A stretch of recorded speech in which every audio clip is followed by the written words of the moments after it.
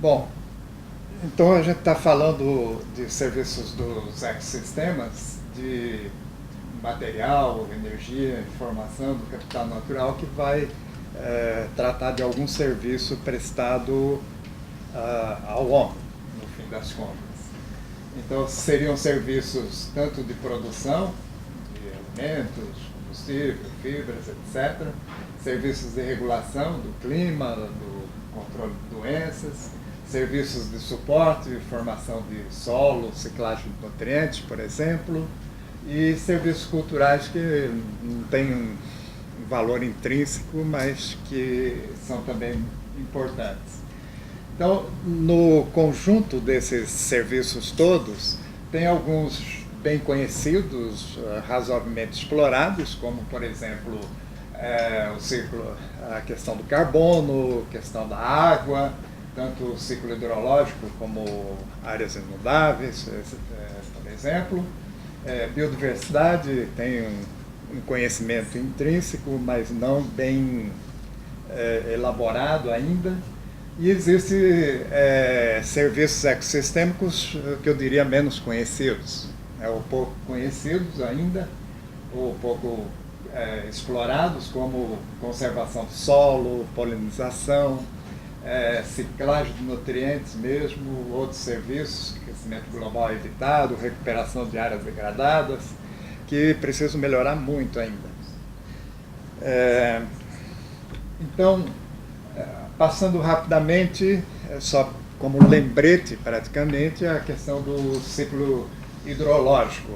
No caso da Amazônia em particular, água e floresta estão juntos o tempo inteiro.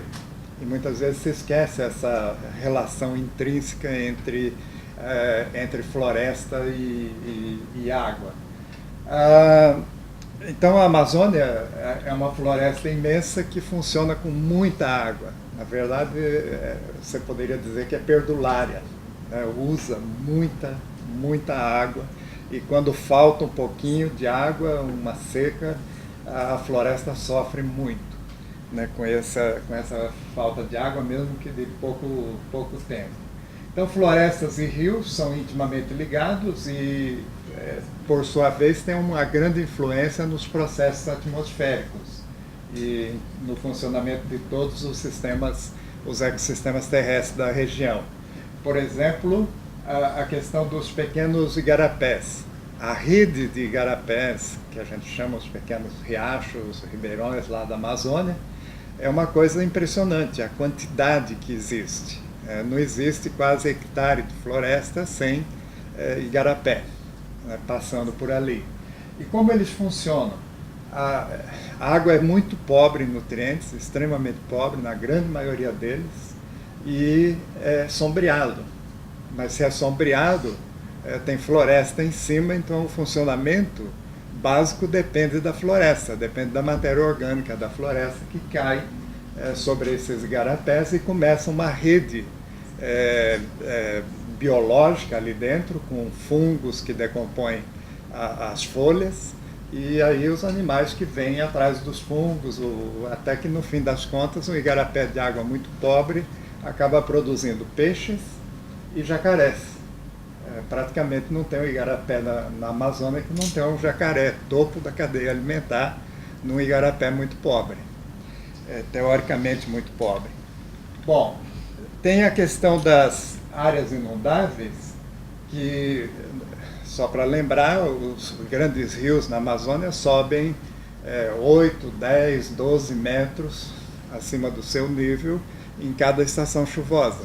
Então imagina a quantidade de área numa planície que é inundada e que vai formar esses sistemas muito ricos, geralmente, principalmente os de água branca, as várzeas, e nesses ambientes você tem uma produtividade espetacular e você tem um sequestro de carbono que agora que está sendo quantificado, que é impressionante. Então a produtividade é altíssima nesses sistemas e, obviamente, o sequestro de carbono é muito grande, talvez até anulando aquela suposta emissão de CO2 para a atmosfera, que tem sido estimada como sendo muito alta, e realmente é, só que na hora que, pouco tempo depois, essa vegetação, a vegetação flutuante, enraiza, por exemplo, ou mesmo cresce na água, acaba sequestrando isso tudo. Então isso tem um trabalho saindo agora, muito interessante, que praticamente diz: o balanço é próximo de zero, ou se tiver um lado, talvez seja positivo. Nós conhecemos já bem essa questão do acoplamento da floresta com as chuvas na Amazônia, então a coisa é toda conectada, né? O projeto LBA mostrou a questão das emissões de compostos orgânicos voláteis, que acabam funcionando como núcleos de condensação de gotas de chuva na atmosfera. Então a floresta realmente produzindo chuvas, ou produzindo parte das chuvas que caem na região. E a questão que já foi mencionada aqui, nessa reunião, de que a chuva produzida na Amazônia, parte do vapor d'água que é processado na Amazônia, acaba vindo para a região centro-sul, não apenas do Brasil, mas afetando o que acontece, por exemplo, na Bacia do Prata. No caso da floresta em si, estou falando um pouco de terra firme agora, como a gente chama lá, nós temos esse aparente paradoxo de uma floresta exuberante, diversificada, funcionando em cima de solos geralmente muito pobres. Então, todo o processo depende basicamente da economia de matéria orgânica e nutrientes. É a produção da própria floresta que acaba reciclada e fazendo com que funcione o sistema. E atualmente tem algumas redes de pesquisa bem diversificadas, bem grandes, como o Rainfor, por exemplo, que atua em toda a bacia amazônica, em muitos sítios experimentais, avaliando o crescimento da floresta, avaliando, fazendo inventários da floresta, do crescimento ou da mortalidade de árvores, e isso nos dá uma base de dados boa para a parte de carbono, de estoques de carbono, de movimentação do carbono em relação à floresta. Algumas dessas coisas, então, há algum tempo atrás a gente fez para a Secretaria de Desenvolvimento Sustentável e Meio Ambiente do Amazonas um estudo, um levantamento, porque eles queriam saber como receber o Estado do Amazonas, receber pagamento de serviços ambientais. E, na verdade, é muito difícil de quantificar, a não ser o carbono. Então, aquele que tem realmente dados, informações e que teria algum mecanismo de pagamento de serviços ambientais até agora é o carbono. As outras coisas, mesmo a água, como você fazer essa conta, é uma coisinha bem complicada, mas que a gente tem que avançar nessa próxima fase agora, de alguma maneira. Outros serviços, como o de ciclagem de nutrientes, talvez seja mais fácil de você fazer a continha. Por exemplo, isso daqui seria o que entra só com a liteira fina, a serrapilheira fina da floresta cada ano para o solo. Então você tem, por exemplo, 150 quilos de nitrogênio entrando cada ano só por essa liteira fina que decompõe rápido, na Amazônia geralmente dentro do mesmo ano. Isso equivale a uma adubação pesada, que você compra adubo nitrogenado e coloca numa cultura que tem uma demanda alta de nitrogênio. Então essas são coisas, por exemplo, que poderiam ser quantificadas em termos de recursos, né? Sem talvez grandes dificuldades. A conservação do solo. Essa é uma coisa negligenciada, às vezes, nos serviços ambientais. E aqui tem um experimentinho que foi feito anos atrás na ilha de Maracá, no norte em Roraima, fazendo o seguinte experimento. A área de platô, vertente, baixio é muito comum em toda a Amazônia. Então a gente pegou parcelas que vinham platô, vertente, baixio, e numa das áreas a gente deixou toda a parte copa, toda a camada de liteira, o subbosque, tudo num lugar. E lá a gente mediu durante 3 meses uma perda de meio quilo por metro quadrado de terra, com as chuvas todas que estão acontecendo. Quando a gente tirou a copa em cima e deixou o subbosque e a camada de liteira, especialmente sobre o solo, dobrou a perda, multiplicou por 2. Mas quando a gente tirou essa proteção direta sobre o solo, olha o desastre. Multiplicou simplesmente por 18 a perda em relação ao original. Então a proteção física do solo talvez seja uma coisa muito mais importante na Amazônia em particular, com sol e chuva direto, em grande quantidade, do que a própria parte química da história. Então a parte física tem um papel muito grande nisso daí. E quando a gente fala dessa proteção sobre o solo, estamos falando também de manter umidade no solo, maior umidade no solo, e, portanto, maior capacidade de atividade biológica, maior atividade biológica funcionando. Aqueles animais, por exemplo, os chamados hoje de engenheiros do solo, que estruturam o solo e permitem circulação de água e de ar no solo. Sem isso, ele está morto. Esse experimentinho é muito interessante de uns colegas nossos do INPA, que fizeram o seguinte: tinham uma área de pastagem antiga muito compactada e eles decidiram fazer o seguinte experimento: 1 metro cúbico de terra foi escavado e transferido para a floresta, e 1 metro cúbico da floresta transferido para essa área da pastagem. Depois de 1 ano, veja como a situação mudou. Todo o branco que aparece é poro no solo. É o que permite circulação de água e ar, extremamente necessário no solo.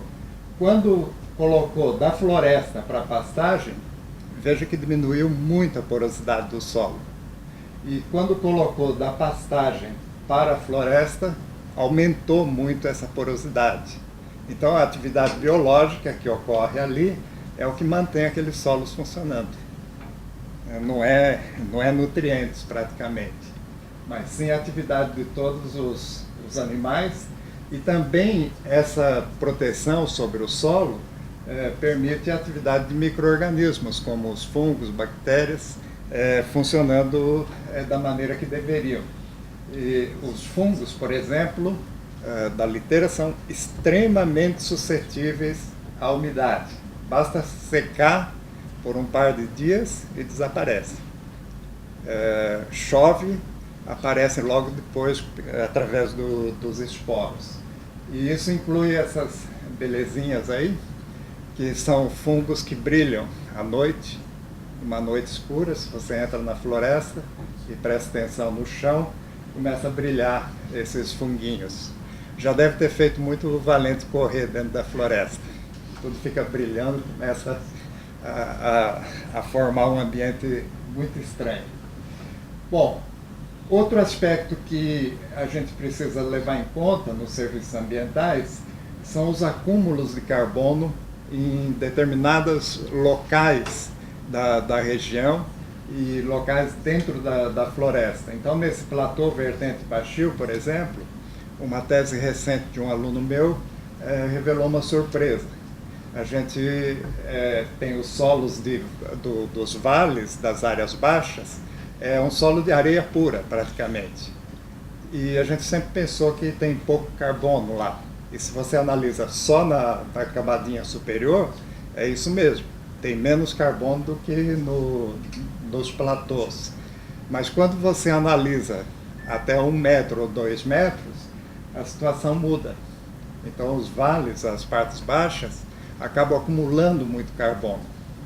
E parte desse carbono aparece nesse verde mais escuro embaixo, esse verde mais escuro aqui, esse seria o baixio, o vale. Esse verde representa o carbono mais lábil, o carbono que está mais sujeito a ser mineralizado, a ser liberado para a atmosfera.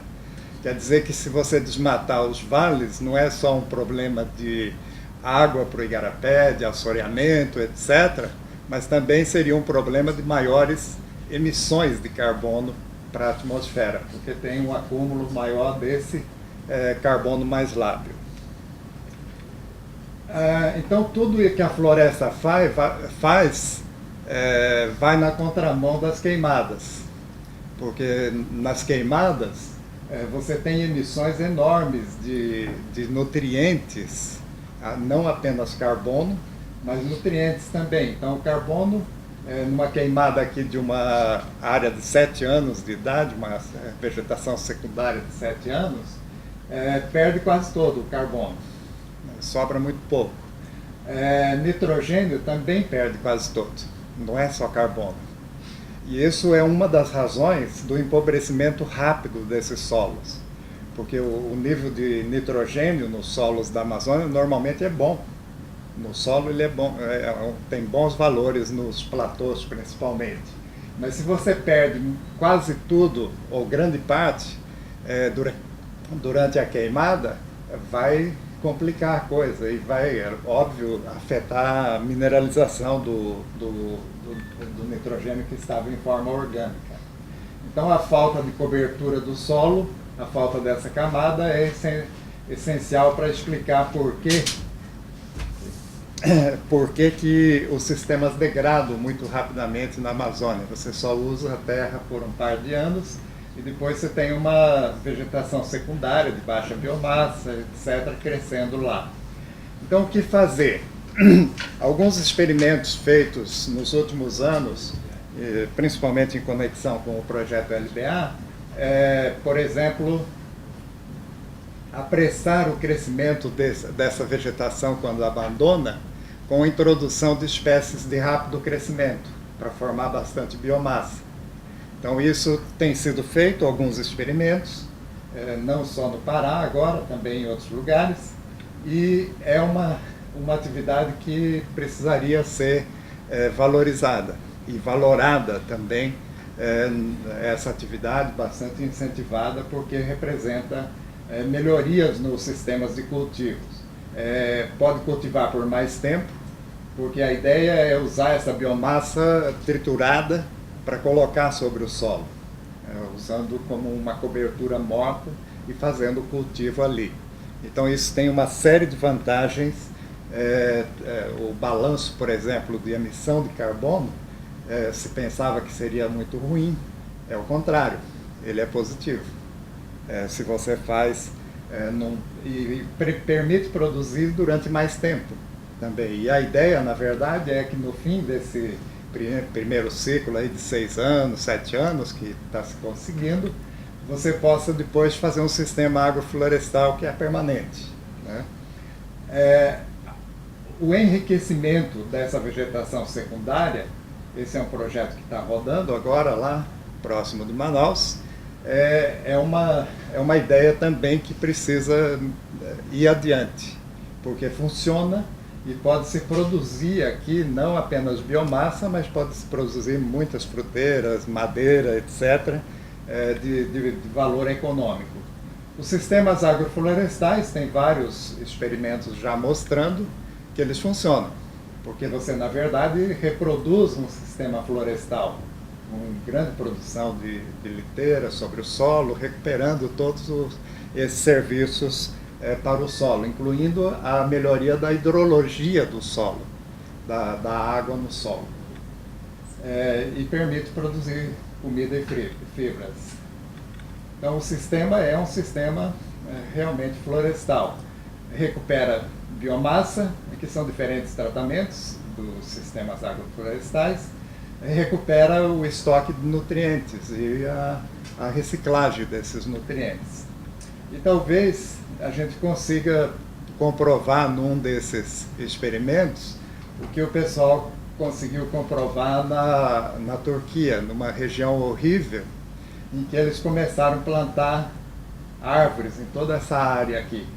Então plantaram muita árvore e depois de alguns anos o igarapé que estava seco no vale, vamos ver o que aconteceu. Água. Então você pode simplesmente melhorar o ambiente com atividades de plantios de árvores, plantio de floresta, né? Problemas que a gente tem, então, para resolver desses serviços ambientais, dúvidas e grandes questões. Por exemplo, sabemos que as secas na Amazônia, elas fazem com que haja uma mortalidade muito grande de árvores, né? Apesar de toda aquela exuberância, muita árvore sem chuva morre depois de pouco tempo. E aí você tem uma inversão, basicamente. Em vez da Amazônia ser um sumidouro de carbono, depois de uma seca forte, como a de 2005, ela pode virar temporariamente uma fonte de emissões de carbono. Então isso tem que ser levado em conta na hora de valorar o carbono que a floresta está estocando. Esse é um resultado do Rainfor. E você tem várias dessas coisas que parecem paradoxais, né? Por exemplo, quando morrem algumas árvores, formam as clareiras. Então, nas clareiras grandes, você tem um sistema funcionando, um processo funcionando. Nas pequenas, é outro processo diferente. Então, como você quantificar tudo isso com exatidão? Então, a Amazônia ela pode ser resiliente a mudanças, a clareiras, a fragmentação, coisas assim, mas pode empobrecer o solo rapidamente por causa das mudanças no lençol freático. Então, acabou?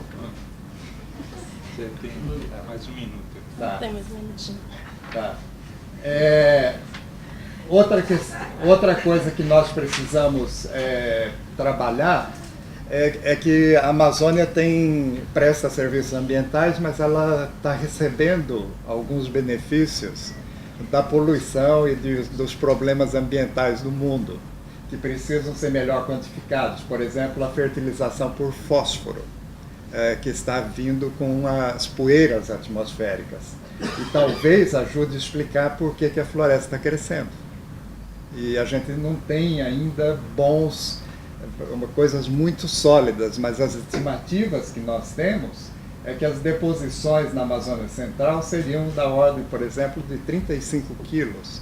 Isso é mais do que a soma da reciclagem da floresta, que é relativamente pequena para fósforo, e do que entra com a água das chuvas, etc. Mas o que entra da água das chuvas, na verdade, parte é daqui também. Então isso precisa ter melhores dados na região. A gente aprendeu nos últimos anos com vários experimentos feitos principalmente dentro do LBA, como o Seca Floresta, que simulou o efeito de um El Niño mais frequente ou praticamente permanente, e agora está avaliando o retorno da floresta.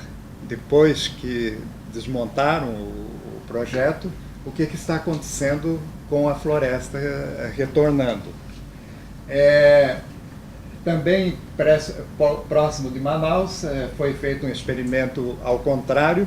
A gente drenou a água do solo de uma área de floresta, de Campinarana, e vimos que vários dos processos mudaram de formas bastante sérias. Por exemplo, conteúdos de carbono e nitrogênio no solo superficial teve um forte decréscimo. Então isso, se temos secas mais frequentes, vão afetar esses conteúdos de carbono e nitrogênio. Bom, então tem desafios enormes, a rede é muito pequenininha, muito incipiente, e precisa trabalhar muito nesses próximos anos. O que fazer? Então, levar em conta estradas e represas, que vão, obviamente, que afetam muito a floresta amazônica, envolveu um monte de gente na história, em diferentes biomas, inclusive, não só a Amazônia. Então, Embrapas, Embrapa Agrobiologia, Meio Ambiente, as Embrapas que estão trabalhando agora com o uso de árvores nos sistemas produtivos, interações que eu vejo com várias sub-redes, e devo ter esquecido algumas aqui nesses pontinhos. Então, economia, óbvio, biodiversidade, zonas costeiras, agricultura, uso da terra, o IPEA, que foi citado aqui durante a reunião, a gente precisa ter eles no meio da história. E precisa resolver até para carbono coisas consideradas já estabelecidas, como o sistema de pagamento de serviços ambientais pelo RED, tem problemas para resolver. Por exemplo,